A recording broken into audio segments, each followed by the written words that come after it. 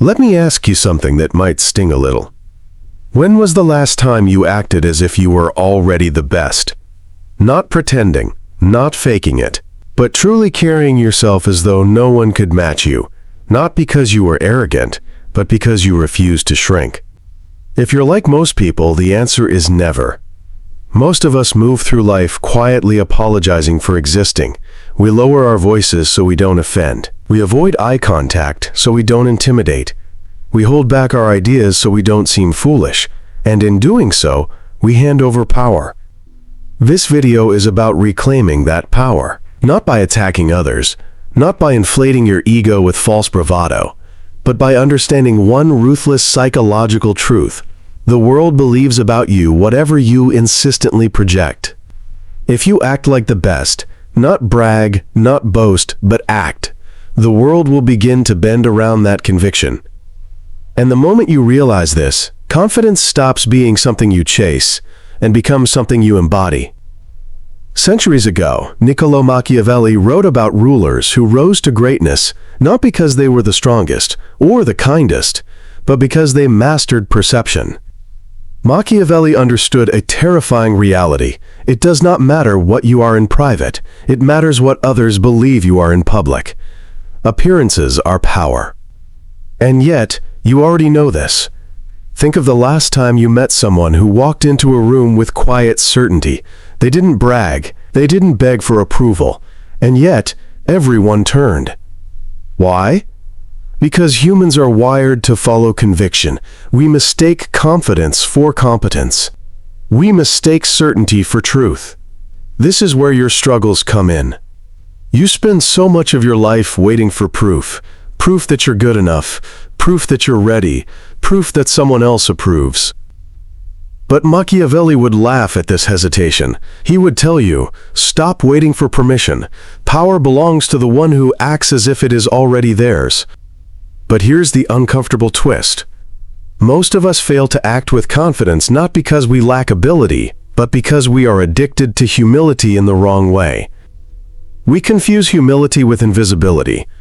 We shrink ourselves thinking we are being noble, but in reality, we are afraid of being judged, afraid of being envied, afraid of standing too tall and being cut down. Nietzsche saw this fear as the great sickness of his age. He called it slave morality, the quiet worship of weakness disguised as goodness. We think, if I hide, I'll be safe. If I stay small, I'll be loved.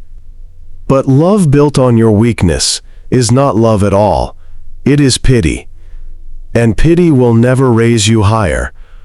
Let me tell you a story. In ancient Rome, a young general was mocked for his lack of noble birth. He was told he could never rise because he had no family name, no legacy, no roots in power. But he didn't argue, he didn't explain himself, he simply fought battle after battle with unshakable composure. He carried himself as though his greatness was inevitable. And soon Rome whispered a new story, he is destined for glory. The mockery stopped, the whispers of doubt faded. Why? Because he never bent to them. Now contrast that with your own life. How many times have you let one comment, one silence, one doubt alter your self-belief? How often have you crumbled, instead of carrying yourself as though destiny was already on your side? Bonhoeffer, the German theologian who resisted tyranny, once said, "Your life as a Christian should make non-believers question their disbelief in God." Strip away the theology and the principle is universal. Your very presence should make others question their disbelief in you. That is the essence of confidence, not words, not proof, but presence. So how do you rebuild yourself like a ruthless strategist? How do you step into the world with dangerous confidence? First, you must understand this. Confidence is not a feeling. It is an action repeated until it becomes an identity. You do not wait to feel brave to act brave. You act brave until bravery feels like home.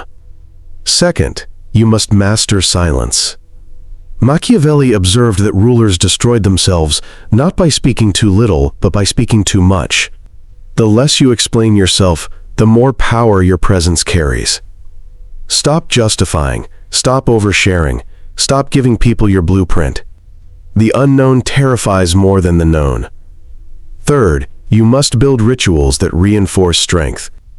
The Stoics woke each morning reminding themselves, you will suffer, you will be betrayed, you will face loss, endure. When you accept the worst in advance, nothing can shake you when it comes. But here's where it gets darker. To become truly untouchable, you must be willing to be hated. This is the cost most never pay. They want to be powerful, but they still want everyone to like them. That is impossible. The higher you rise, the more resentment you will stir. The more confident you become, the more insecure you make others feel. Machiavelli knew this, which is why he taught that the appearance of power is more valuable than the comfort of popularity. And here lies the paradox. The moment you stop needing approval, people start giving it. The moment you stop chasing respect, people hand it to you. Not because you asked, but because you stood still while others knelt to their own fear. Let me paint this picture. Imagine yourself walking into a room.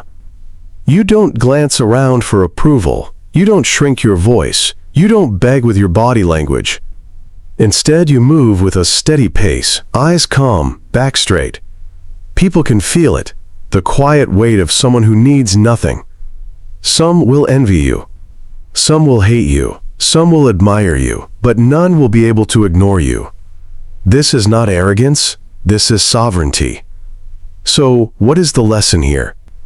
Act as if you are already the best, not in comparison to others, but in comparison to who you used to be. Carry yourself as though no one is above you, not because you want to dominate, but because you refuse to kneel. Rebuild yourself not as the fragile version who waits for permission, but as the ruthless strategist who plays the game without apology. The world is watching, but more importantly, you are watching yourself. Every action you take either confirms your weakness or builds your legend. So let me leave you with this question. When history looks back on your life, will it see a person who waited for proof? Or a person who lived as though greatness was already carved into their bones? Because in the end, confidence is not given, it is seized. And the moment you claim it, the world will have no choice but to believe you.